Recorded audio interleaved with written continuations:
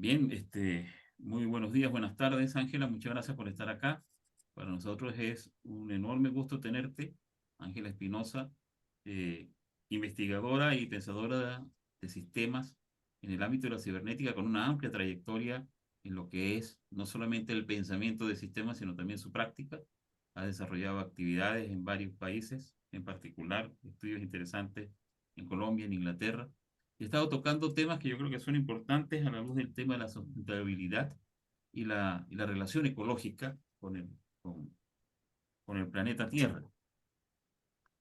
Para mí es un gusto, Ángela, que estés acá, en particular para presentar lo que es tu último trabajo, o el más reciente, no vamos a decir que es el último, tu, tu más reciente trabajo, doctor que Ángela, adelante, la plataforma es suya.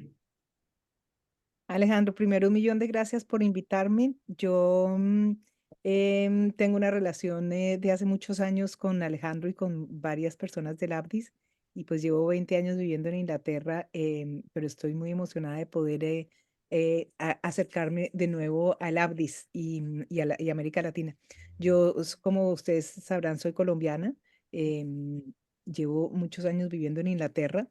He sido profesora en la Universidad de los Andes en Colombia, he sido consultora en Colombia y en Inglaterra y en Europa en general, y he sido profesora en la Universidad de Hull, en el Centro de Estudios Sistémicos.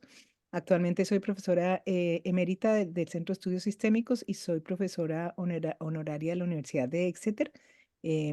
Todavía estoy enseñando modelo viable en, por internet, en un apprenticeship en System Thinking han creado allá.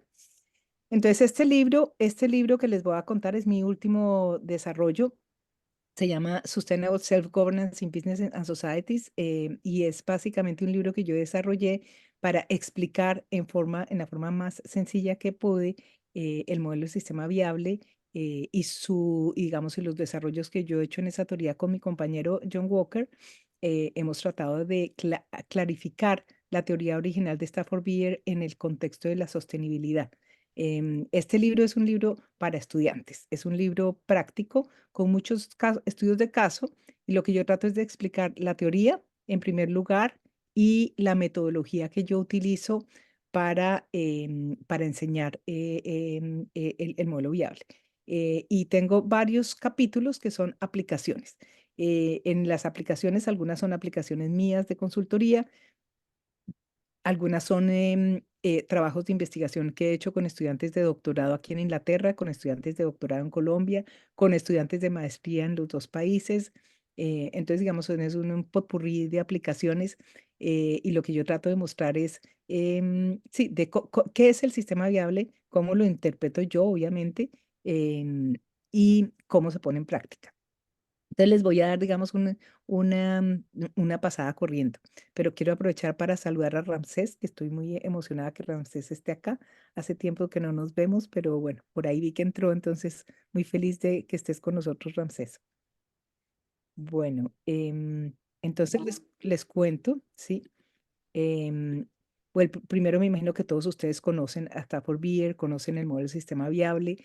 Yo tuve la gran oportunidad de hacer mi doctorado aquí en Inglaterra en los años 90. En 1988 empecé con Raúl Espejo como mi supervisor en Aston Business School, y en esos años conocí a Stafford. Stafford y yo nos hicimos muy amigos y Stafford se volvió mi mentor, no solamente en temas académicos y de consultoría en modelo viable, pero también a nivel espiritual. Era un hombre muy espiritual y impresionantemente bondadoso y generoso con su tiempo.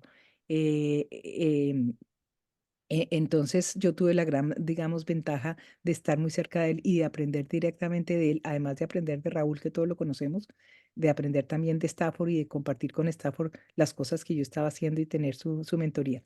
Fue muy importante para mí. Fue tan importante la influencia que él tuvo en mi vida que yo me he dedicado el resto de mi vida a diseminar y a tratar de extender la labor de Stafford y tratar de seguir desarrollando su teoría. Em, entonces, en este libro lo que hago es, como les digo, tratar de explicar muy sencillamente qué es el modelo viable, ¿sí? Entonces, los dos primeros capítulos, yo explico el modelo viable, Y en particular, yo he estado tratando de clarificar también cómo el modelo viable es una teoría que se fundamenta en explicar la gestión de complejidad, el manejo de complejidad. Como ustedes saben, Stafford básicamente tomó las teorías de Ross Ashby de gestión de variedad, gestión de complejidad, y se inspiró mucho también en el trabajo de Warren McCulloch sobre redes neurales. Y el modelo viable es un modelo de una organización como una red neural basado en los principios de Ashby de manejo de variedad, de manejo de complejidad, y lo que explica es cómo una organización se puede diseñar o puede operar como una red neural, donde cada uno de los sistemas uno, que él llama, que son las unidades operativas, es autorregulado, es autogobernado, y cómo puede, a través, digamos, de una administración metasistémica que él llama, ¿sí? Devolver el control a nivel operativo para optimizar la capacidad de los sistemas uno de interactuar con su entorno, ¿sí? Lo que yo he añadido un poquito o he clarificado, porque yo creo que la teoría en sí es suficientemente robusta y yo no creo que ni yo, ni mi compañero, ni yo hayamos acá hecho grandes desarrollos, pero hemos hecho clarificaciones, obviamente con nuestra interpretación es cuál es digamos, la importancia de la sostenibilidad, en el sentido en que no solamente uno tiene que buscar que las organizaciones sean viables, sino que sean viables y sostenibles, porque ¿de qué me sirve una organización que es viable, que es viable financieramente? Por ejemplo, una empresa que puede seguir operando indefinidamente porque es viable, si lo está haciendo con un sacrificio de recursos naturales, con conclusiones calamitosas para las comunidades donde opera, mal uso de recursos naturales, etcétera. Entonces, la idea es que la forma como definimos una organización viable y sostenible es que tiene autonomía responsable, que es lo que Stafford plantea, ¿sí? Un control distribuido heterárquico, no un control jerárquico, como los modelos tradicionales de empresas, que coevoluciona con su entorno. Entonces, que resulta, esa interacción resulta en el largo plazo en viabilidad y sostenibilidad de la interacción. Eh, ¿Qué significa eso? Que promueve desarrollo a escala humana, bienestar de los miembros de la organización y de las comunidades que están en su entorno socioecológico, cuidado de los ecosistemas, ¿no? La teoría de manejo de los comunes de Eleanor Ostrom, John y yo la hemos trabajado también mucho con el modelo viable, y la idea es que, bueno, ¿cómo hacemos para que en las interacciones manejemos los comunes? Coexistencia responsable con las comunidades, y una conciencia emergente de trabajadores y ciudadanos y administradores. La idea es que en la medida en que uno desarrolle esta forma de pensar sobre las organizaciones, lo que debe emerger es una conciencia cada vez más fuerte sobre la forma de cuidarse internamente y de cuidar el medio ambiente. Obviamente esta forma de pensar nos mueve del paradigma de la economía extractiva al paradigma de la economía regenerativa, ¿sí? Entonces, digamos que esto también tiene consecuencias en la práctica en el tipo de modelo económico que estamos haciendo. Obviamente este modelo, puesto en práctica en su totalidad, requeriría un cambio de paradigma en los modelos económicos vigentes, ¿sí? Y eso es parte de lo que John y yo hemos venido tratando de desarrollar. Ahora, la forma como yo entiendo el modelo viable también es, partiendo de la ley de variedad requerida de Ashby.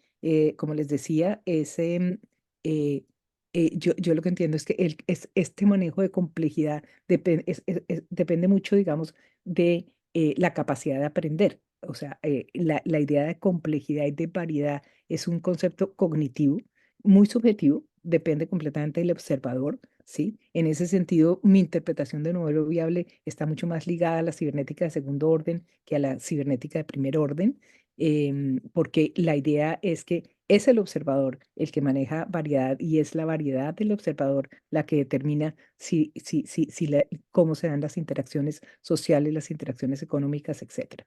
Entonces, en ese sentido, la forma como yo lo entiendo, el concepto de variedad está muy relacionada con los conceptos de aprendizaje. O sea, para mí una organización viable es una organización que aprende, ¿sí?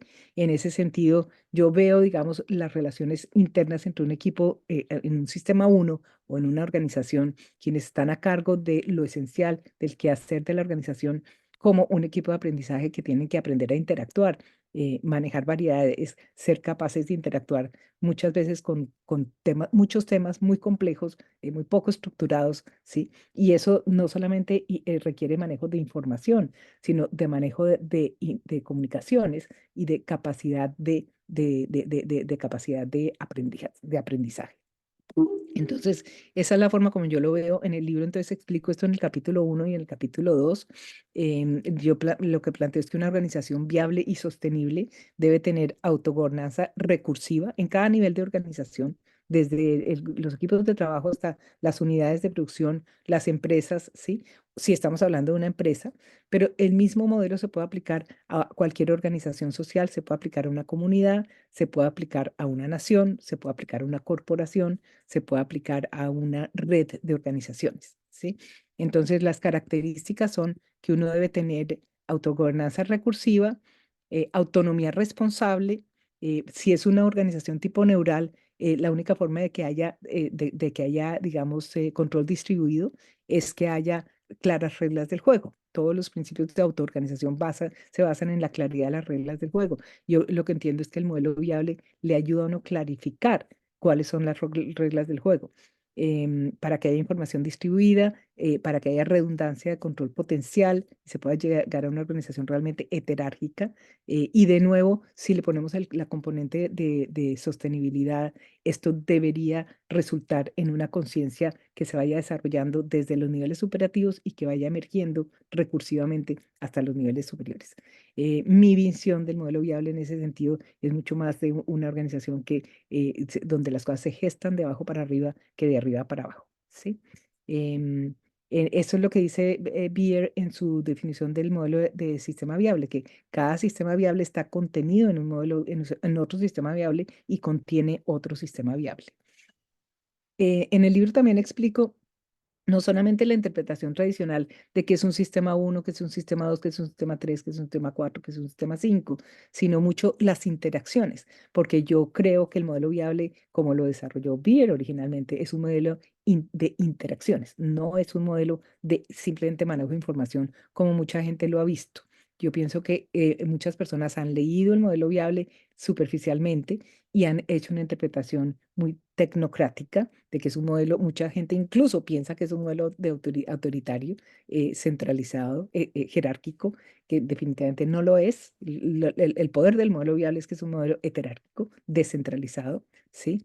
Y mucha gente también lo ha mirado solamente desde la partida de manejo de información, porque es hermosísimo, poderosísimo. Para gente como yo con un background en sistemas de computación, es muy poderoso para hacer la interacción entre lo administrativo y lo tecnológico, ¿sí? Entonces mucha gente se queda en lo tecnológico y piensa que el modelo viable solo habla de relaciones de información, información y comunicaciones. Para mí es más que eso.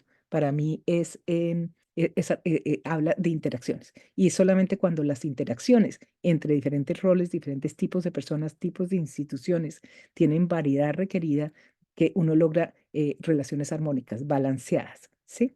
Entonces, explico, digamos, esa perspectiva de lo que son sistemas uno 2 3 estrella, el qué hacer con responsabilidad. Es una autonomía responsable donde cada uno hace, los sistemas uno hacen su trabajo, los sistemas 2 previenen conflictos, armonizan la acción de los sistemas uno, los sistemas 3 garantizan la autorregulación de cada sistema uno y la sinergia entre ellos, los sistemas 3 estrella monitorean operaciones. Y lo mismo con sistemas 3 4 y 5 en ese circuito, digamos, que es el circuito de adaptación, lo que está por llamar el homeostato de adaptación.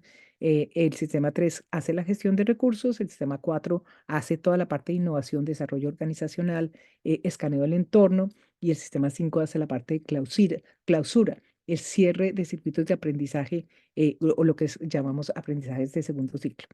Entonces, explico, digamos, esa perspectiva y llego a la definición de lo que yo llamo autogobernanza sostenible, que es, hablo de que la metafinalidad es la autogobernanza social, ecológica y económica, y que el modelo viable proporciona un metalenguaje para generar acuerdos sobre modelos recursivos de organización, espacios de toma de decisiones democráticas, monitoreo de variables esenciales, en este caso las variables esenciales para la sostenibilidad, formas de cerrar ciclos de aprendizaje a cada nivel, ¿no? Y de clarificar decisiones sobre identidad política y estrategia. Y es un modelo que, bien entendido, genera las posibilidades de una democracia profunda. Em, en el capítulo 3 del libro explico lo que llamo la metodología de autotransformación. Esta metodología la desarrollé yo en mi tesis doctoral con la supervisión de Raúl Espejo, inicialmente inspirada en Byplan. A través de los 20 años de práctica como consultora y de docencia en modelo viable, la he ido aclarando, ¿no? Tiene bastantes similaridades con la de Raúl. La mía tiene una gran diferencia con Byplan, y es que la mía es más basada en la idea de investigación-acción participativa. Yo considero que esta metodología y en general la aplicación del modelo viable tiene mucho más sentido si uno puede hacerle coaching, entrenar a las personas de una organización para que entiendan las distinciones fundamentales, los criterios fundamentales de viabilidad y sostenibilidad que proporciona el modelo, y para que ellos mismos interpreten en su organización estos principios, ellos mismos cogestionen el análisis, el diagnóstico de los problemas y patologías organizacionales que tienen desde la perspectiva del modelo viable. Ellos mismos hagan toda la parte de alineación de estrategia y estructura y tecnología, y ellos mismos generen lo que yo llamo proyectos de autotransformación, que es ya una vez mirada la organización en forma colectiva, acordados cuáles son las patologías y los temas en los cuales se podría mejorar la capacidad de gestión y de autorregulación de los diferentes niveles, se implementen unos proyectos acordados sobre cómo podemos mejorar. Y luego se entre en un circuito de autorregulación a través de las definiciones de Stafford, y sobre lo que son los indicadores de gestión, y manejados en tiempo real, ¿no? Stafford fue uno de los pioneros de los sistemas ágiles, y eso todos nosotros los latinos lo sabemos porque el proyecto CyberSyn fue el proyecto pionero 50 años adelante de su tiempo, de lo que era la idea de un gobierno con capacidad de ser descentralizado, de trabajar con tableros de control, de trabajar en tiempo real. Obviamente que no se logró en ese momento porque no existía la tecnología, y porque todos sabemos las condiciones políticas en que terminó el proyecto CiberSyn y la forma como terminó el gobierno de Allende. Pero las ideas estaban allá desde hace tiempos. Hoy en día tenemos la capacidad de ponerlas en práctica 100% con la tecnología que tenemos, y entonces yo considero que con una buena comprensión del modelo, y con la tecnología que tenemos es probable poner en práctica en su totalidad estas ideas. En la metodología, yo sugiero una primera etapa en la cual siempre comienzo utilizando caricaturas. En el capítulo de metodología uso un ejemplo de una consultoría reciente en Rumania, en un conjunto de 8 colegios, que fue una muy bonita consultoría con Vladimir Popper, el dueño del colegio, que fue alumno mío en la maestría. En el MBA, vio el curso de modelo viable, se enamoró de la teoría y la puso en práctica en su colegio. Nos invitó a John y a mí a hacerle una consultoría de un año, y en esa consultoría fuimos digamos, miramos todas las etapas de la metodología, y fue muy, muy, muy exitosa y sigue siendo 100% usada en el colegio. Entonces pongo ejemplos de ELF, es el nombre del colegio, ¿sí? Entonces en la metodología hacemos una caricatura y luego un acuerdo de identidad, cuál es la identidad en la práctica que la organización está haciendo.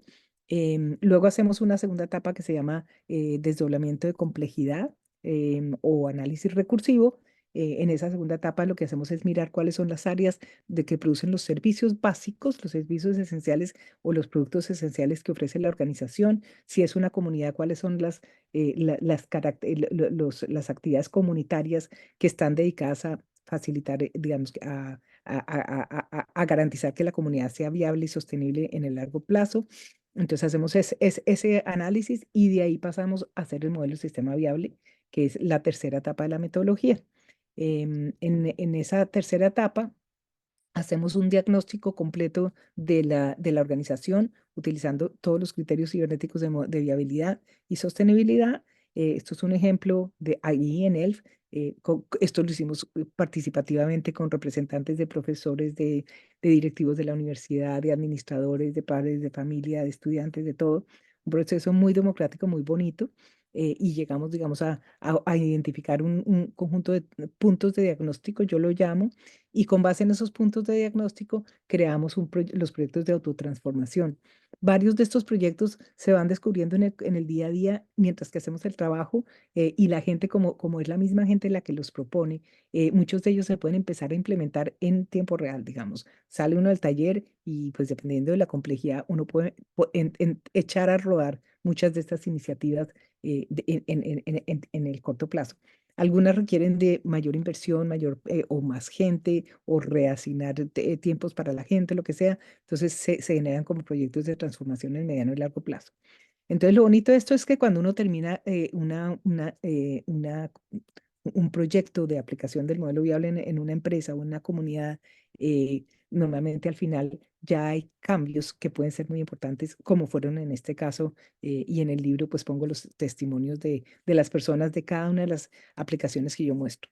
Y luego está la última etapa, que es de evaluar desempeño, donde uno va a estar revisando indicadores de gestión, revisando los tipos de sistemas de control de gestión que están utilizando en la comunidad o en la empresa, y asegurándose, digamos, que los indicadores se estén refiriendo a temas esenciales, no que haya pues 240 indicadores, sino siempre hablamos en cibernética del número mágico, el 7 más menos 2, de tratar de tener los indicadores de lo que son las variables esenciales y cómo esos pueden incidir en la toma de decisiones en forma ágil y en forma efectiva. Entonces, ese es el capítulo de metodología. Los siguientes capítulos del libro, entonces presento aplicaciones por temas. En el capítulo 4 empiezo por pensar en el individuo, el individuo como un sistema viable. Esto fue una reflexión que me surgió durante el COVID, porque me quedé muy impresionada cómo una crisis tan grande como el COVID puede generar una transformación individual, social, familiar tan grande como la generó, y nos puede poner a todos nos puso a todos en jaque nuestros conceptos de qué es lo normal, qué es lo que es viable y qué es sostenible, desde lo individual hasta lo familiar y demás. Entonces me hizo pensar en esta reflexión sobre las interacciones de uno con su medio ambiente en términos de su familia, de las cosas que uno hace en la cotidianidad, etcétera. Y desarrollé un poco un trabajo que ya habían avanzado Alena Leonard y por un lado Mark Johnson, por otro lado, sobre el modelo viable de un individuo. Y empiezo a pensar en cómo el COVID nos hizo reflexionar sobre nuestras variables esenciales para la sostenibilidad y cómo podemos usar esos conceptos para pensar en nuestra viabilidad y sostenibilidad individual. Luego presento un caso en esto fue una empresa mexicana, una de mis estudiantes doctorales en Colombia, Andrea Martínez, hizo este estudio de caso en su tesis doctoral, yo la apoyé, y lo bonito de este caso fue que se logró en un periodo muy corto de 6 meses implementar la estrategia de sostenibilidad de esta empresa. Era una empresa de limpieza, ¿sí? Y logramos establecer digamos, aclarar la estrategia de sostenibilidad, educar a los administradores y gestores de los diferentes niveles de la empresa, y generar un circuito de aprendizaje muy rápido, donde una vez clarificados los indicadores de sostenibilidad y las estrategias de sostenibilidad, empezamos a ponerlas en práctica y a medir resultados, y se generó un proceso muy interesante que en 6 meses hubo un cambio importante en la empresa. Entonces cuento esa historia. Luego cuento esa historia que fue una consultoría muy reciente que hicimos mi esposo y yo, en una unidad de cáncer de seno en Inglaterra. De nuevo fue un estudiante mío del MBA de la Universidad Hall, cirujano de cáncer de seno. Él estudió modelo viable, quedó fascinado. Los médicos entienden muy bien el sistema viable. Porque claro, el sistema vial está inspirado en el cuerpo humano, en neurofisiología. Entonces ellos pueden hacer esta analogía con las empresas de una forma muy rápida, y fue muy bonito el proyecto. Durante 4 meses estuvimos trabajando con él, logramos hacer todas las entrevistas, los talleres online, porque eso fue durante el COVID, ¿sí? Y logramos llegar a entender una serie de desajustes en la forma de operar de esta unidad, de este hospital, y llegar con unas soluciones muy prácticas. Al final de esta intervención, el director del hospital miró las propuestas y dijo: tienen luz verde para seguir adelante, vamos a implementar esto como un prototipo con la idea de hacer estas mejoras en otras áreas. Simultáneamente, estuvimos haciendo el mismo proyecto de modelo viable en todo el hospital para mirar la efectividad del manejo la efectividad del hospital en el manejo del COVID. Ahorita les cuento un poquito más de esto al final. En el capítulo 5, entonces muestro aplicaciones en el campo de la educación. Empiezo por hacer una reflexión sobre la educación sistémica, ¿sí? Porque creo que es muy importante entender este concepto de educación sistémica, porque creo que realmente tanto los colegios como las universidades debemos transitar hacia un modelo de educación sistémica. Nos ha costado muchos años entenderlo, pero creo que cada vez hay más apetito y más comprensión y digamos que el terreno está abierto para que esta transición se dé hacia unas formas de educación más sistémica. Entonces hablo de eso, cuento el resumen del caso de Rumania de nuevo, pero ya digamos el resumen completo de todo lo que pasó. eh, Cuento la historia de cómo terminó, lo que pasó allá, cómo logramos una estructura más descentralizada, empoderar a los directores de secundaria y kinderes, menos detalle operativo, más gestión estratégica, mucho más gestión de sostenibilidad y también currículos en sostenibilidad.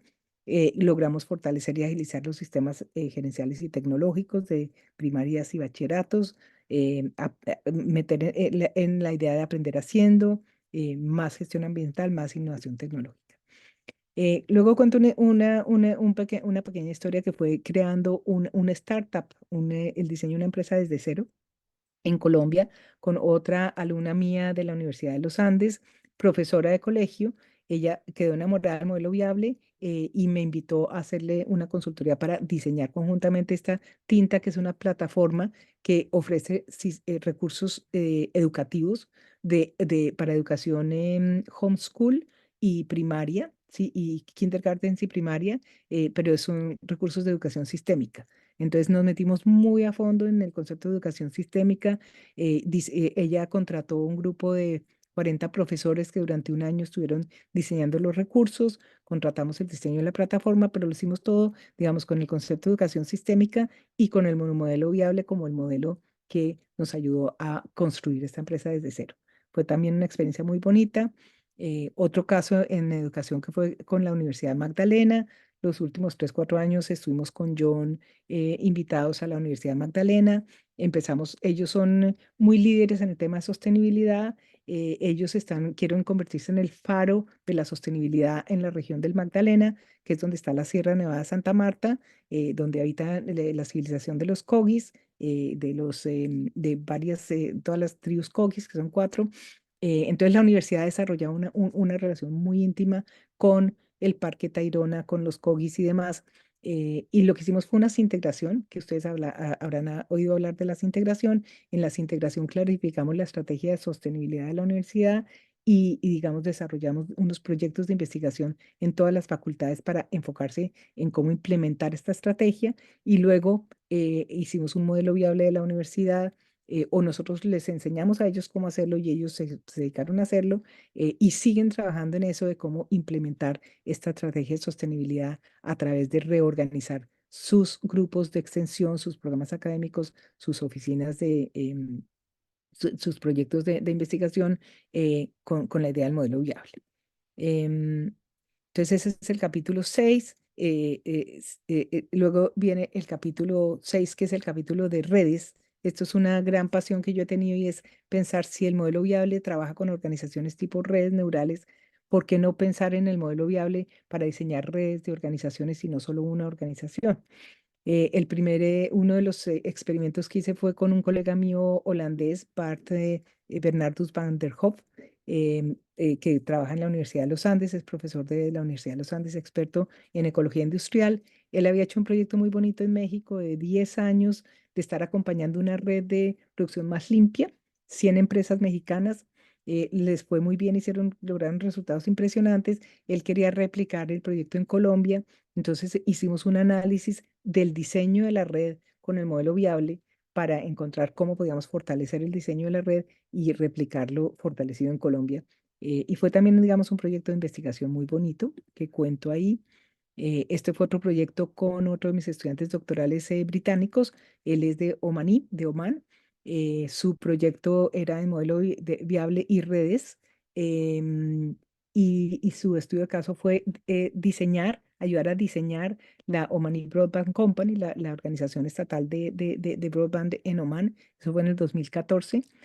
No solamente, entonces John y yo estuvimos allá, los ayudamos en un taller para diseñar, digamos, usar el modelo viable para el diseño de esta red, de esta empresa, y luego él hizo todo un trabajo para mirar cómo iba evolucionando esa organización en la práctica, y lo hizo a través de observar las redes y las interacciones entre los diferentes roles, los diferentes servicios, clientes y demás.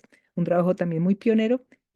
Fue como el quinto trabajo que hago con estudiantes doctorales en eso, que es utilizando conjuntamente modelo viable y social network analysis. Es un campo que yo veo que es bastante interesante y que me ha interesado mucho. Entonces cuento esa historia. Cuento también otra historia de una consultoría que hicimos en Colombia en el 2012 con John. También de nuevo hicimos, esto fue con Renata, que es la Red Nacional de Tecnología de Broadband Avanzado, de Broadband de segunda generación. No sé cómo se llaman en sus países, pero Clara es la latinoamericana. Entonces, y lo hicimos en Renata. Una amiga y colaboradora mía muy cercana, Marta Giraldo, era la directora de Renata. Ella nos contrató a John y a mí. Ella había participado en varios proyectos cibernéticos en Colombia conmigo como asistente en el pasado, entonces conocía bien modelo viable y las integración. Hicimos una integración con todos los directores de las redes regionales de Renata. En la integración definimos como la estrategia de desarrollo de Renata, y luego hicimos un modelo viable para mirar cómo la estructura de la organización actual podía migrar para implementar esa estrategia de desarrollo. Fue también un trabajo muy bonito. No nos hicieron caso, no todos estos trabajos han sido exitosos en el sentido en que no todos han tenido una implementación 100%, como el de Oman. El de Oman no nos hicieron caso en ese momento porque ya le habían pagado una cantidad de plata a McKinsey para hacer lo mismo. Entonces se quedaron con los consejos de McKinsey. 5 años más tarde se dieron cuenta que nuestra propuesta era mucho más orgánica, más funcional y mejor, y se revirtieron a nuestra propuesta. En Renata fue parecido. No nos hicieron mucho caso en ese momento porque lo que estábamos sugiriendo le quitaba poder a las redes regionales. Ellas estaban ganando mucha plata, había competencia entre ellas, eso era lo que queríamos eliminar. No nos hicieron mucho caso, pero 10 años más tarde, quienes están todavía ahí están todavía dándose cuenta que lo que estábamos proponiendo en ese momento era mucho más interesante y siguen repensando cómo moverse más en la dirección que sugerimos. No todos los proyectos, digamos, pueden decir que son 100% exitosos, pero hay mucho aprendizaje. Esto fue un proyecto muy bonito con una alumna mía, antropóloga de la Universidad de los Andes.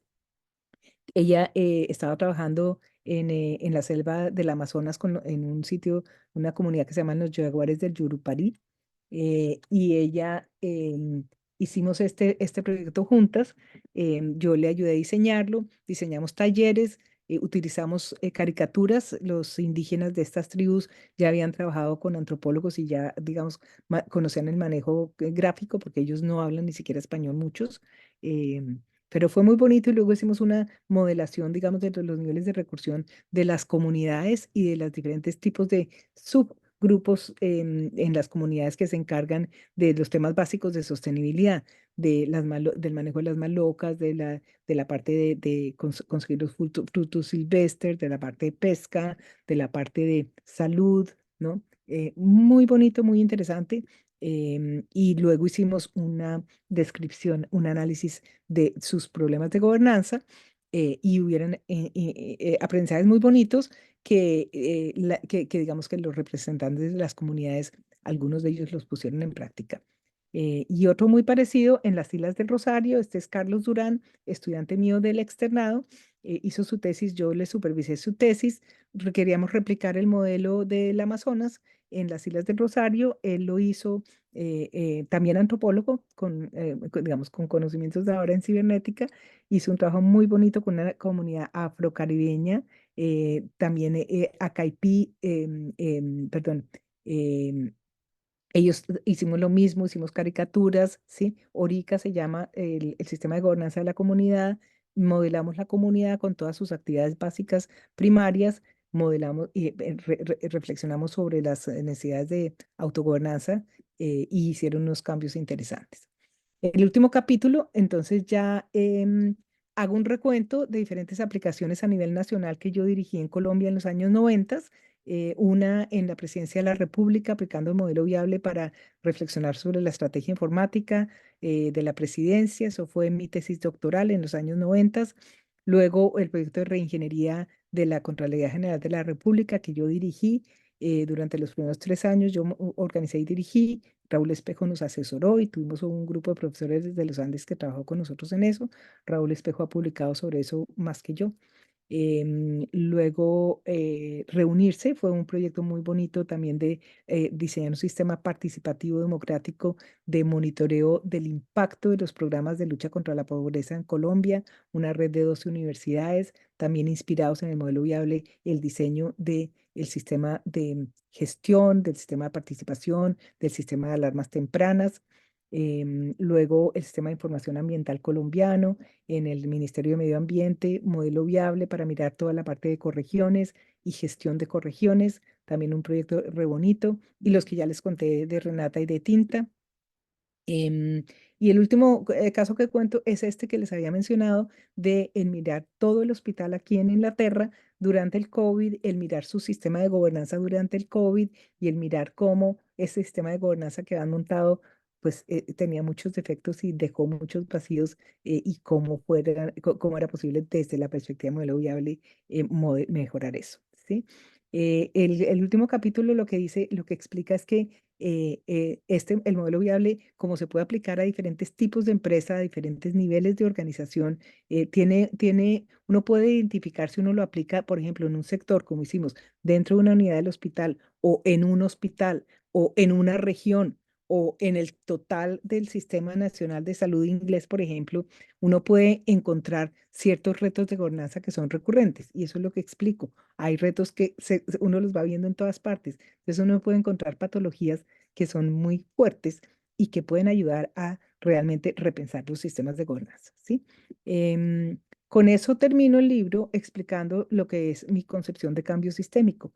Yo lo que veo es que es posible encontrar, si uno logra generar estos procesos de aprendizaje a diferentes niveles de organización, ¿sí? Uno puede crear un contexto para manejar un cambio sistémico, diseñar y facilitar un cambio sistémico que permita una difusión de conocimiento especializado, innovaciones ascendentes de abajo para arriba, capacidad de autogobierno, ¿sí? Y en el caso del NS, por ejemplo, pues empezar a ver cómo esas patologías recurrentes se pueden manejar de una forma general. Esto yo llevo 20 años dirigiendo Metaforum. Es una ONG que creamos para continuar el legado de Stafford Beer. em, Hablando con Elena Leonard, la viuda, bueno, la compañera de Stafford Beer, que la tenemos de presidenta honoraria de Metaforum, decíamos pues que realmente Stafford, si estuviera vivo, diría, solamente me tomó 50 años llegar a convencer a todo el mundo que valía la pena pensar en el modelo viable, pero todo parece indicar que el tiempo ha llegado, porque realmente hay mucho interés en el modelo viable, el número de publicaciones ha crecido de forma impresionante. Metaforum tenemos una conferencia anual en diferentes países en Europa, hacemos un webinario mensual, igual que en el Abdis, y hay una comunidad bastante sólida en Metaforum y bastante bonita, bastante amistosa. Juliana es parte del comité directivo de Metaforum y, y bueno, y tenemos una comunidad bastante bonita. Entonces, eso es todo lo que les quería contar. Esa es la referencia de mi libro y bueno, aquí estoy con ustedes para cualquier comentario, pregunta o conversación que quieran que tengamos. Muchísimas gracias, Ángela. Bueno, hay, abres muchos canales para conversar y seguramente preguntar. Comenzamos con Bruno Gerardino. Adelante, Bruno. Muchas gracias, Ángela. Me pareció tan interesante todo lo que cuenta y sobre todo tu gran experiencia en haber implementado este modelo y además con esa capacidad de reflexión me parece muy poderoso. Y ahí es donde yo rescato algunas cosas que probablemente tú deslizaste y que por lo menos para mí son muy importantes. Eso de que de repente hay proyectos que no resultan bien, pero lo que uno gana es una tremenda experiencia, ¿no? Entonces, muchas veces en el sistema exitista en el cual vivimos, las personas piensan que solo vale los éxitos, digamos, ¿no? Y la verdad que el éxito es una parte eh, que ojalá resulte, digamos, ¿no? Y eso es lo que uno juega, digamos, ¿no? Pero si Mm. no resulta, yo creo que hay una tremenda experiencia detrás que permite justamente que eso pueda ser hecho de una manera distinta, corregido, etcétera. Y ahí me acuerdo un poquitito de lo que son las metodologías ágiles. Yo no sé si alguno de ustedes conoce, pero la metodología ágil tiene una frase que dice fast fail, o sea, falla lo antes posible para darte cuenta que te estás equivocando, ¿no? Y yo creo que ahí hay una cosa bien interesante, una sabiduría que permite justamente ir haciendo un aprendizaje que corresponde a esta investigación-acción, ¿no? Bueno, pero ¿para dónde van mis preguntas? Tú hablaste al comienzo que tú interpretabas el modelo sistema viable de una manera distinta a la de Beer. Entonces, quería hacerte una pregunta ahí al respecto de que efectivamente tú utilizaste hay una noción que me pareció importantísima, que es la cibernética segundo orden. Entonces, mi pregunta va por ahí. Si Beer alcanzó a ver aquellos elementos de su modelo desde la cibernética segundo orden, y cuál es la diferencia, si es que lo hizo así, cuál es la diferencia que tienes tú respecto de lo que Beer alcanzó a ver utilizando esa perspectiva de la cibernética de segundo orden.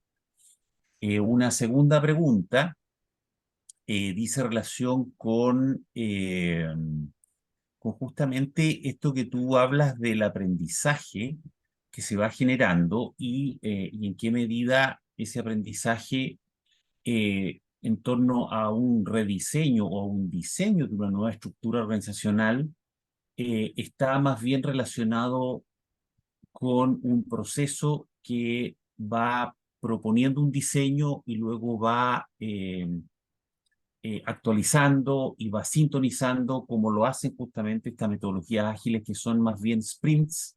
Yo recuerdo parte del proyecto que se hizo el CyberSync acá en Chile, que de alguna manera Biar venía, proponía algunas cosas, dejaba tarea y él se iba y luego volvía a Chile.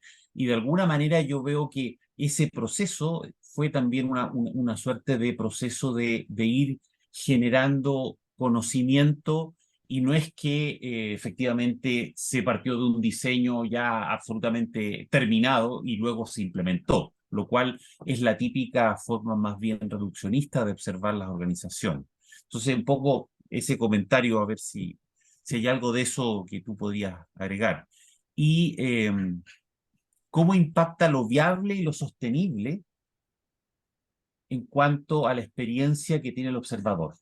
O sea, personas que probablemente están involucrados en un diseño, probablemente con una determinada experiencia, aun cuando utilicen el modelo sistema viable, no necesariamente va a terminar siendo o sostenible o viable, precisamente porque la variedad de observación lo supera y por lo tanto, por mucho que se use el modelo sistema viable, eh, a menos que se esté disponible como este proceso de ir corrigiendo, se vaya aprendiendo y ajustando en un proceso que podría no terminar nunca, digamos, en términos de un permanente aprendizaje. Y la última, disculpen lo Ah, no, largo, y la espérate que no última, me voy a acordar. No, espérate, ahorita me haces la última. Déjame te respondo estas dos, dale, dale, dale. y ahorita hacemos la última porque están buenísimas tus preguntas y te las agradezco muchísimo, excelentes. La primera, mira, la primera, muy importante tu pregunta porque yo les cuento una anécdota. Stafford murió en el 2002. En el 2001 yo estuve con Stafford en Toronto. Nosotros nos veíamos muy regularmente. Yo venía a Inglaterra, iba, muy regularmente y hablábamos todo el tiempo. Y en esa conversación estábamos terminando el proyecto de la Contraloría. Raúl Espejo y el equipo, Roberto Sarama, que trabajaba muy cerca de Fernando Flores, estaban mucho con la idea de el complemento entre el modelo viable y la teoría de Fernando Flores y la cibernética de segundo orden. Y pues yo creo que Raúl siempre ha querido, una de sus grandes contribuciones ha sido mover un poco la agenda del modelo viable en lo que él llama la cibernética de segundo orden. Yo tuve esa conversación con Stafford, que pues yo estaba dirigiendo el proyecto de la Contraloría, y Stafford se ofendió terriblemente, terriblemente, de pensar de pensar que nosotros no habíamos entendido que el modelo viable siempre ha tenido la perspectiva del observador desde sus comienzos. Y lo que él me dijo fue, ustedes, a mí me ofende la sugerencia de que el modelo viable no incorpora ya desde siempre la cibernética del observador. Me ofende, me parece ofensivo y ofensivo que alguien diga que hay que hacer esa claridad en el modelo viable.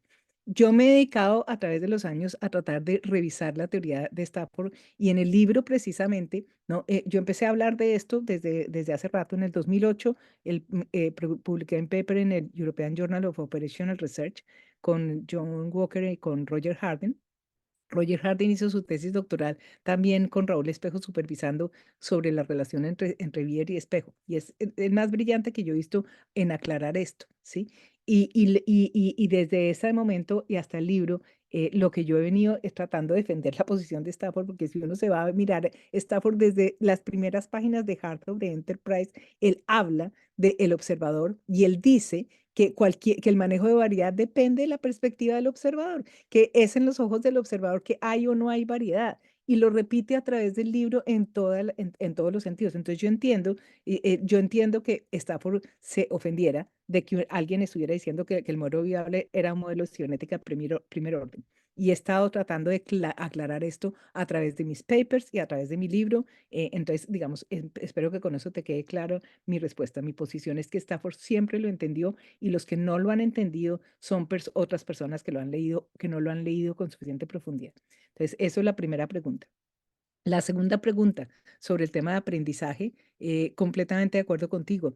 La forma como yo lo veo es que lo que uno hace con el modelo le da unas distinciones en el lenguaje, ¿sí? Un metalenguaje, como dije Stafford, para mirar la realidad organizacional desde una perspectiva sistémica, ¿sí? Desde una perspectiva sistémica cibernética. Lo que uno hace con eso es reentender la realidad que uno la ha viviendo en la cotidianidad. Uno se le mezclan las cosas. Cuando las organizaciones son complejas, uno se le mezclan las cosas. Entonces, con el modelo viable uno discierne aspectos de la realidad y el modelo viable le ayuda a explicar aspectos del manejo de complejidad en la organización que no son fáciles de explicar sin tener uno esa claridad conceptual. Entonces, lo que le da a uno es una claridad, una capacidad de aprendizaje, que no quiere decir que uno llegue, mire una organización con el modelo viable, la transformen mecánicamente y luego puede uno llegar a demostrar con indicadores de desempeño que el desempeño subió de 5% a 10%, que es lo que espera la gente que mira estas teorías sistémicas desde una perspectiva más mecanicista.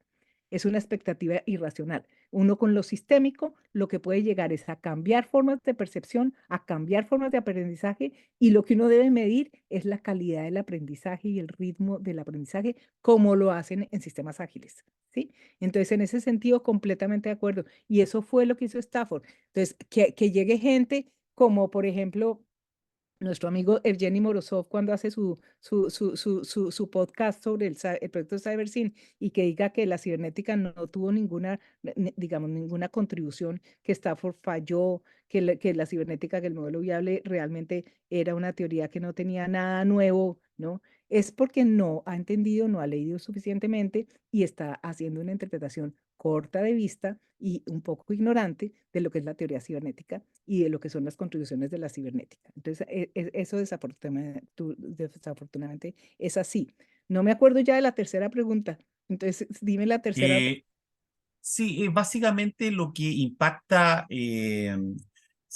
cómo se impacta lo viable y lo sostenible en cuanto a la experiencia y el conocimiento que el observador tiene, pero más o menos yo creo que tú ya los contestaste, digamos, ¿no? Porque ahí es donde está esta dicotomía del éxito-fracaso y creo que algo de eso ya lo hablamos. Entonces, yo, 100% el observador sí, lo determina, 100%. Y la idea de viabilidad o de sostenibilidad depende de quienes participen. O sea, tú no puedes llegar y esperar cambiar una empresa completamente. Tú tienes que cambiarle el chip a la gente. Y para eso claro, claro, necesitas claro, claro, ayudar a la gente a descubrir otra forma de mirar la realidad, ayudar a la gente a descubrir otra exacto, forma de mirar, de observar su interacción con la exacto. caneca, con el uso de desperdicios, en la casa, en la oficina, con el manejo de En la luz, cotidianidad, la finalmente, en la cotidianidad. cotidianidad. O sea, Sí, eso claro. es lo que uno aprende y estas ideas lo único que son uno espera que la gente descubra unas nuevas perspectivas y uno espera que se motiven lo suficiente para empezar a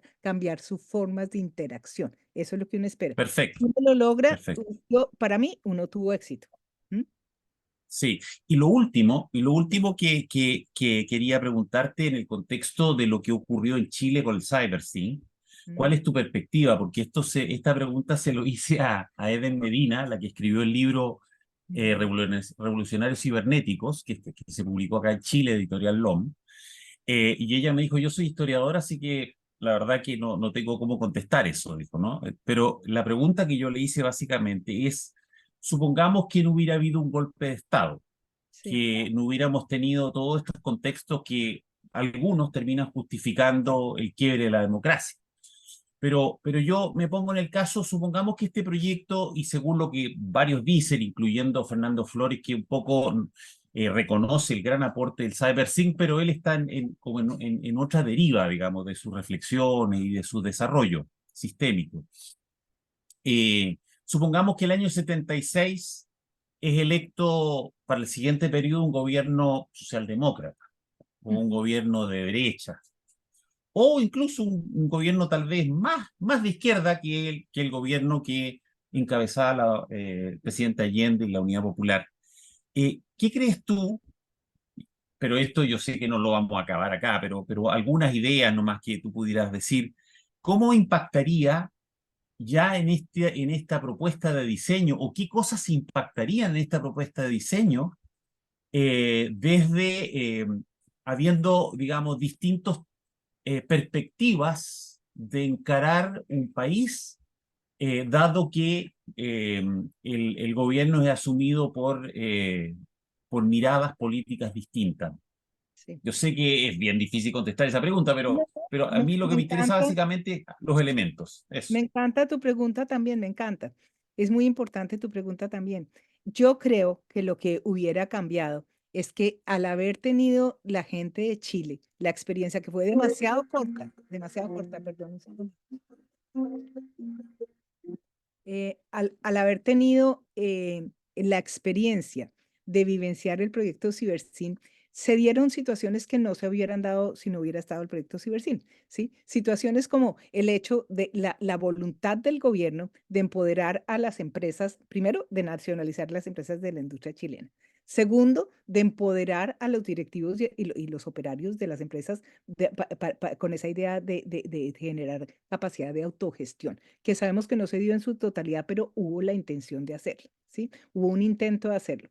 Tercero, de generar un gobierno democrático donde el manejo de gestión de las empresas fuera público, donde el ciudadano tuviera acceso a información, a alguna forma de comunicación con el gobierno, donde la opinión del ciudadano contaba para decidir las direcciones del gobierno de esa forma rudimentaria con las caritas felices, lo que quieras, puede llamarse el ingenuo, pero hubo la intención y se hicieron cosas para tratar de lograrlo, ¿sí? Esa experiencia quedó en la conciencia de los chilenos que entendieron lo que estaba pasando. Y eso hubiera hecho que en el siguiente gobierno, al abandonar todas estas cosas, por lo menos esa nostalgia de esa certeza de que eso se puede hacer y esa experiencia quedara viva de alguna forma y algunas personas en el futuro pudieran llegar a revivir esa experiencia y a querer reproducirla de alguna forma. Yo esperaría que en este momento en que por primera vez Chile ha tenido un gobierno izquierdista después de todos los años de neoliberalismo que subieron desde Pinochet, yo esperaría que lo que ha pasado en la democracia chilena, lo que pasó en elegir al presidente que tienen en este momento, es que de alguna forma se recupera algo de esa nostalgia y de esa experiencia, que esto es posible. Y pues el proyecto Cibersyn se convirtió en un mito, no solamente en Chile, sino en el mundo entero. Sigue siendo un mito, porque nadie lo pudo replicar con la fuerza y, digamos, con la robustez que lo montaron en esa época quienes estuvieron a cargo del proyecto. Entonces, yo sí creo que algo queda de experiencia y de aprendizaje, que eso no se lo borra a nadie de la memoria a quienes pudieron entender el valor de eso. Y te cuento una experiencia, digamos, una experiencia no tan bonita. En el proyecto Reunirse logramos eso, fueron 4 años, tuvimos más tiempo en Colombia, pero logramos montar un sistema de alarmas tempranas a nivel nacional, ¿sí? En todos los programas de implementación de lucha contra la pobreza. No estábamos trabajando sector privado, sino sector público, estábamos trabajando programas sociales, pero lo montamos inspirados en el modelo viable. 12 universidades colombianas, 120 personas estuvimos involucrados, ¿sí? Y ese proyecto logró generar unos espacios de participación ciudadana impresionantemente fuertes con participación de la industria, de la academia, del gobierno y de la ciudadanía. Eso quedó en la memoria de gobierno y desafortunadamente lo que pasó fue que en el siguiente gobierno, en el siguiente gobierno llegó un gobierno conservador, el presidente Álvaro Uribe llegó, ya existían esos espacios de participación y el presidente Uribe descubrió el valor de eso y los siguió usando, pero los siguió usando no para lo que estaban diseñados, sino para hacer un manejo político cercanísimo a la gente, ¿sí? En los lugares. Entonces, pues, digamos, la experiencia no es para decir, tampoco es que soy tan ingenia para pensar que todo lo que queda, queda y va a ser bien usado. En este caso, en Colombia quedó y no fue bien usado, ¿sí? Pero que quedan aprendizajes, quedan, que queda gente con conocimiento, queda. Y cuando yo hablo de cambio sistémico, yo a lo que me refiero es que si uno es consciente de que eso es lo que queda, uno puede diseñar esos procesos de cambio sistémico para que lo que queda pueda ser reproducido por las generaciones que vienen de una forma más efectiva y más articulada. ¿Mm? Muchísimas gracias, Muchas Ángela. gracias, Ángel. Francés, Mayor.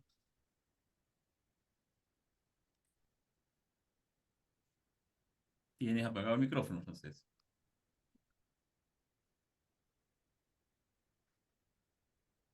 Francés.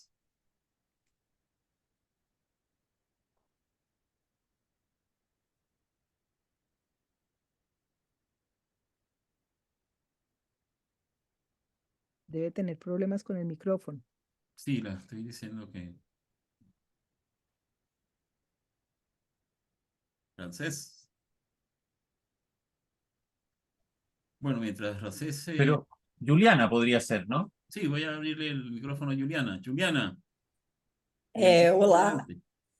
obrigada.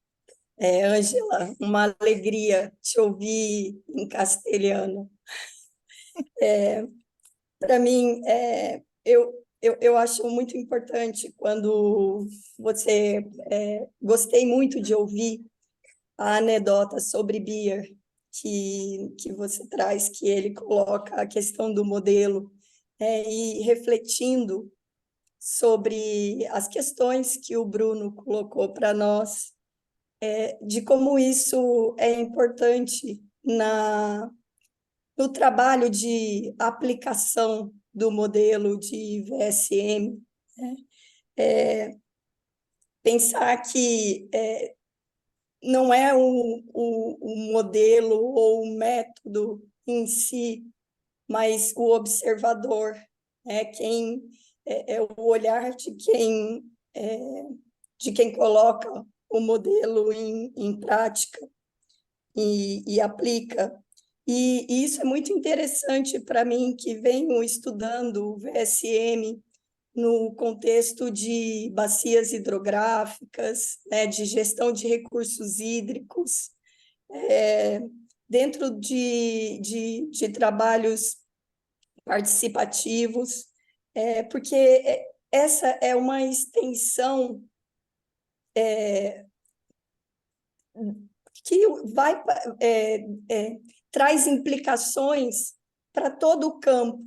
Eu tive muita atenção num artigo que você publicou sobre o VSM e que você traz essa discussão sobre a sustentabilidade e a forma como nós temos tratado o ambiente, né? O ambiente como um substrato, como algo que está lá, dado, né? E não como uma propriedade emergente. E eu penso que esse tem sido um grande desafio na implementação de modelos como o VSM, né? Que é integral, tem o direcionamento para uma gestão heterárquica, e por mais que as nossas políticas aqui no Brasil, em específico, tenham sido construídas, né, as políticas ambiental, de recursos hídricos, com essa visão heterárquica, descentralizada, levando as questões de gestão para o local, nós ainda estamos implicados nesse desafio do olhar, né, dessa ciência clássica, positivista, que mecaniza os nossos processos. E, para mim, é um prazer enorme te ouvir e conhecer essa anedota que, mais uma vez, vem me trazer inspiração, e todos os casos que você trouxe para nós, Ângela. Muito obrigada pela apresentação. A ti, Juliana, a ti.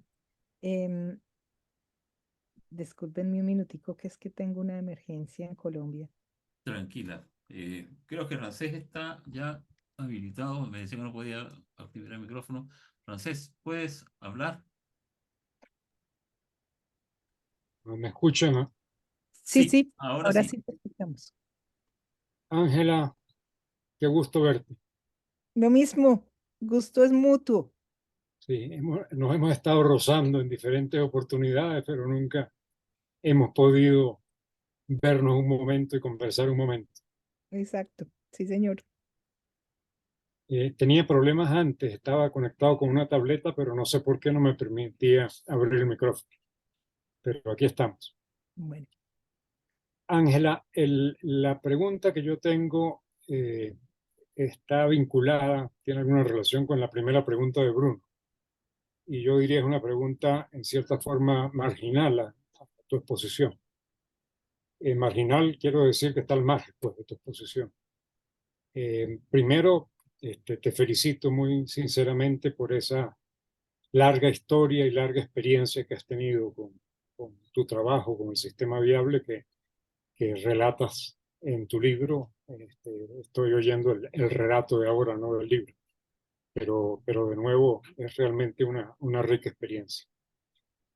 Y la pregunta está vinculada con el segundo orden de la cibernética de segundo orden. Y lo que a mí me inquieta no es tanto de si el segundo orden estaba incorporado en el sistema viable o no, sino ver la interpretación que en este caso particular tienes tú y tendría yo de ese segundo orden. Yo confieso pues que la interpretación mía, y por eso estoy haciendo énfasis en el segundo orden y no en la cibernética del segundo orden, proviene de mi propio trabajo en sistemología interpretativa y de lo que fundamentalmente he estudiado que pueda estar vinculado con la cibernética del segundo orden, que es la ontología del observar de Maturana, con la cual pues guardamos una muy buena coherencia en relación con la sistemología interpretativa. Ahora, precisamente debido a esa mirada de segundo orden, uno descubre que cuando uno habla de algo, por ejemplo, tú mencionas Universidad de los Andes de Colombia y yo la menciono también, tenemos la impresión de que estamos hablando de lo mismo, pero generalmente no estamos hablando de lo mismo. Tenemos tal vez alguna partecita en común, en este caso, por ejemplo, la interpretación mía de la Universidad de los Andes de Colombia va a ser mucho más pobre que la tuya, y lo que pueda haber en común es poco. Y sin embargo, seguimos conversando como si estuviéramos hablando de lo mismo. Y lo hacemos porque tenemos, sin darnos cuenta, una concepción, digamos, reduccionista de la realidad. Es decir, creemos que las cosas existen por sí, están así, allí, ahí, independientemente de nosotros, y no que, como diría Maturana, aparecen en una distinción y dependen necesariamente del observador, yo diría más que del observador, de la cultura a la que pertenece el observador. Pero de todos modos, guardan una dependencia ontológica. Entonces, con esa mirada es importante la diferencia. Y por eso yo quisiera indagar en la diferencia de qué es lo que tú entiendes por segundo orden. Repito, no me importa lo del sistema viable, sino tú en particular qué entiendes por segundo orden y qué entiendo yo por segundo orden para poder comunicar esa diferencia. Mira, yo no soy una experta en Maturana, pero me encanta el trabajo de Maturana y lo he estudiado, y lo que he tratado de hacer en mi libro y en mi forma de interpretación del modelo viable es explicar el modelo viable desde la perspectiva de Maturana, ¿sí? Entonces, pues yo no podría contestarte con toda la profundidad del mundo, digamos, cómo sería, digamos, una interpretación de lo que es el segundo orden en abstracto. Para mí, cuando uno habla, por ejemplo, del sistema viable, ¿sí? En el sistema viable uno tiene el entorno, uno tiene la organización y uno tiene el metasistema, y Stafford Beer los presenta con su simbología como si fueran cosas separadas, pero Stafford mismo explica que el metasistema es parte de la organización está dentro del entorno, ¿no? Y Maturana explica que cuando hacemos una observación, lo que nosotros miramos es la organización en su nicho. No es la distinción entre el nicho y la organización, sino la organización en su nicho, en su interactuar con el nicho. Entonces, mi concepción de lo que es mirar la organización desde la perspectiva de Maturana es que yo lo que estoy mirando como observador es con todo lo que implica yo, mi observador, y la subjetividad que que eso genera, porque yo como observador estoy poniendo mi experiencia, mi cultura, mi ser interpretativo en juego. Yo lo que estoy mirando es lo que puedo observar como observadora. Entonces, yo no podría dar una mirada objetiva de lo que estoy observando en una organización o en la forma como una organización está relacionándose con su nicho, sino desde una perspectiva mía que siempre va a ser subjetiva, y que siempre va a estar sesgada por mi propia historia, por mi propia experiencia y por mi propia formación y por mi propia capacidad de comprensión. Entonces, mi concepto, digamos, de variedad, de que la forma como yo interpreto la teoría de variedad, la ley de variedad requerida, y como interpreto lo que Stafford trató de decir con el modelo viable, es desde la perspectiva del observador, porque yo no creo que uno pueda, que la variedad para mí es una medida 100% subjetiva. Y la forma de entender la realidad siempre se da a través de conversaciones, y esas conversaciones están sesgadas por lo que yo soy, porque yo entiendo por mi propia experiencia. Entonces, yo no podría entender de otra manera la cibernética, el modelo viable, sino desde lo que yo interpreto como lo que es la teoría de entender el concepto de variedad desde la perspectiva del observador. Y eso es lo que yo entiendo que la gente que ha trabajado en cibernética del segundo orden ha tratado de entender, que no es que simplemente uno esté mirando una organización como una maquinita que tiene entradas y salidas, que sería la cibernética de primer orden, donde uno tiene unos circuitos de retroalimentación y entonces uno mira resultados y trata de optimizar la organización, sino que uno está mirando la organización desde la perspectiva del observador, donde uno sabe que incluso una interpretación de desempeño, buen desempeño, mal desempeño, es completamente subjetiva, ¿sí? Y lo único que uno puede aspirar es a aprender colectivamente y a generar interpretaciones que son coherentes, que son colectivas y que tienen sentido. Entonces, digamos, mi interpretación es más, qué es la forma como le podemos dar sentido a lo bien o mal que una organización está funcionando desde la perspectiva de los trabajadores, desde la perspectiva de la gente que está en la empresa y desde la perspectiva de la gente que es afectada por la empresa, que es víctima de la empresa o que es beneficiaria de la empresa, si estamos hablando de una empresa, ¿sí? Entonces, en ese sentido, mi perspectiva, digamos, de lo que es el segundo orden es que no es solamente uno está mirando procesos de optimización, información, retroalimentación, variables, información. Uno está mirando interacciones, uno está mirando interpretaciones, y uno está tratando de generar consensos entre un grupo de observadores, digamos, que tienen la capacidad de observar y está tratando de generar cierto nivel de consensos sobre qué funciona, qué no funciona, cómo se puede mejorar lo que estamos haciendo, cómo nos podemos poner más de acuerdo sobre si esta forma de interactuar con nuestro nicho tiene o no tiene sentido desde una perspectiva de sostenibilidad, tiene o no tiene sentido desde una perspectiva de lograr hacer lo que queremos con los recursos que tenemos, ¿sí? No sé si he sido lo suficientemente clara, probablemente no, probablemente tengo todavía mucho que aprender sobre cibernética de segundo orden, sobre esos conceptos, pero pues digamos que hasta ahí es donde esa es la forma como yo lo veo en este momento. ¿Mm? Gracias, Ángela. A mí me suena, lo que dice me suena muy, muy coherente y creo que concuerda mucho con lo que yo entiendo. Ahora, hay algo que me queda sonando, que no me termina de sonar, y es lo siguiente. Si se tiene esa perspectiva, si cualquier cosa que se presente, cualquier cosa que ocurra es una interpretación, como tú lo estás diciendo, yo lo estoy poniendo en mis palabras, Ujú. ¿cómo está eso presente en todo el vocabulario y en toda la expresión de, por ejemplo, el sistema viable desde el punto de mira tuyo o del punto de mira de otra persona? Cuando se está hablando de todo lo que se está hablando, yo no veo allá dentro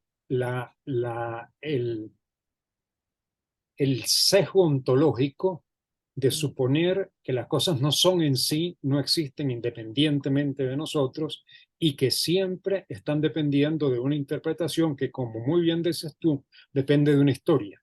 La historia tuya y la historia mía son un poquito diferentes, no son tan diferentes porque le damos una cultura más o menos común, pero son un poquito diferentes y por eso cuando oigo la palabra sistema viable y tú la oyes, no oímos lo mismo. Pero eso significa que la posibilidad de comunicación y aprendizaje está fundado en la búsqueda de la Sí. diferencia interpretativa y en el trato de interpretaciones, es decir, la conexión y articulación de interpretaciones. Pero eso yo no lo veo claramente en la exposición, por ejemplo, del sistema viable. Mira, la forma como yo lo vivencio, ¿sí? Estoy completamente de acuerdo contigo. La forma como yo lo vivencio es porque yo trabajo siempre en mis consultorías, por ejemplo, cuando hago consultorías, siempre lo hago en forma más de coaching, en donde yo lo que hago es explicar mi interpretación del modelo viable, ¿no? Y aportársela a la gente para que la gente la interprete dentro de su realidad cotidiana, de su vida en las empresas o en las comunidades, eh, y apoyo, facilito un proceso de modelaje participativo sobre la realidad de las interacciones cotidianas en la empresa o en la comunidad, de tal forma que la gente misma hace sus interpretaciones y lo que hago es tratar de generar consensos en el sentido no de unanimidad, sino una forma de mapear, una forma de modelar que sea lo suficientemente útil, ¿sí? Stafford siempre decía, un modelo no es verdadero o falso, un modelo de una organización, un modelo es más o menos útil, ¿sí? Y para mí esa es la filosofía con la que trabajo. Entonces yo uso el modelo viable como una forma de facilitar un proceso de aprendizaje colectivo para mapear el manejo de complejidad en las empresas y lo que hago es ayudar a la gente a que haga juicios de valor colectivos con los criterios del modelo sobre qué tan bien vemos que estamos haciendo esto o no. De acuerdo con el sistema viable, estamos trabajando con un modelo muy centralizado. ¿Qué tal si ensayamos a descentralizar un poquito? De acuerdo con el modelo viable, estamos demorándonos mucho en tomar decisiones. ¿Qué tal si nos inventamos una forma de tomar estas decisiones un poquito más rápido? ¿Qué se les ocurre que podemos hacer? ¿Sí? Entonces, no es buscar una solución única, no es tratar de imponer un modelo en una forma de hacer, en la forma de organizarse, es tratar de utilizar el modelo como un criterio que le permita a la gente mirar, observar desde una perspectiva diferente, más sistémica, lo que están haciendo y descubrir colectivamente soluciones que sean soluciones útiles y factibles de implementar en una cultura, en un contexto específico. Esa es la forma como yo lo interpreto, ¿sí? Eso me parece muy interesante y y no sé, me surge una idea y es el que eso que tú estás diciendo que haces cuando trabajas con el sistema viable no puede incorporarse dentro del sistema viable. No, es la forma de aplicarlo, ¿sí? El sistema viable te da solamente el marco conceptual, los criterios genéricos sobre manejo de complejidad, pero tú tienes que ponerlo en práctica y la forma de ponerlo en práctica difiere entre diferentes tipos de consultores. Mi forma de ponerla en práctica difiere de la forma de Raúl Espejo, por ejemplo. Raúl trabaja más en modo experto, ¿sí? En que él espera que los expertos, los consultores, son los que hacen el trabajo de diagnóstico con el modelo viable. Yo confío más en la sabiduría de la gente y yo creo que la gente, si tú le explicas con palabras sencillas lo que es el manejo de complejidad, lo que es el mapeo de modelo viable, la gente lo entiende y es muy iluminador. La gente se emociona, la gente inmediatamente empieza a descubrir, esto ya entiendo, es como el ajá, el momento del ajá, ajá, ya entendí esto, ahora entiendo por qué esto y lo otro. La gente se emociona, la gente aprende muy rápido y la gente sale con soluciones que nunca se te hubieran ocurrido a ti como consultor, porque yo parto de la base de que el que está en el día a día, en su comunidad, en su casa o en su empresa, es quien sabe, es el sabedor. Es, lo que uno hace como consultor para mí es facilitar un proceso de aprendizaje para ser más consciente de ciertas cosas. Uno tiene un conocimiento que le ayuda a la gente a ser más sabia, a encontrar soluciones más creativas, a ser más consistente, y eso es lo que uno aporta. Es facilitar un proceso de conversación y de construcción de modelos participativos que a la gente le ayudan mucho. Realmente la gente aprende mucho en estas prácticas cibernéticas y la gente le encanta porque uno aprende mucho.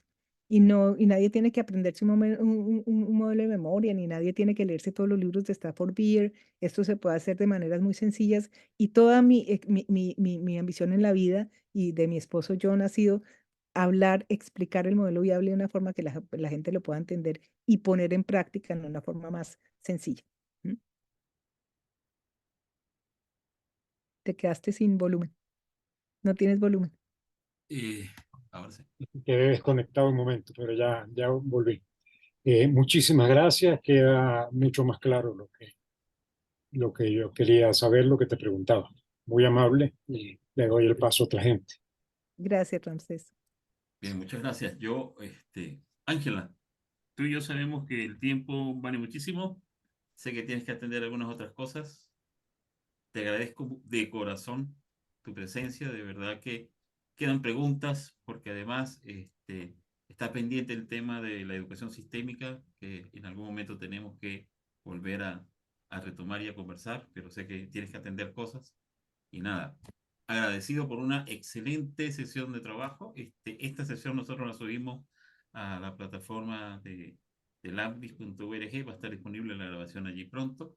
Muchas gracias a los que vinieron y muchas gracias a los que han estado acompañando durante este año al Elabdis virtual y a los que nos acompañaron al Elabdis en Ushuaia.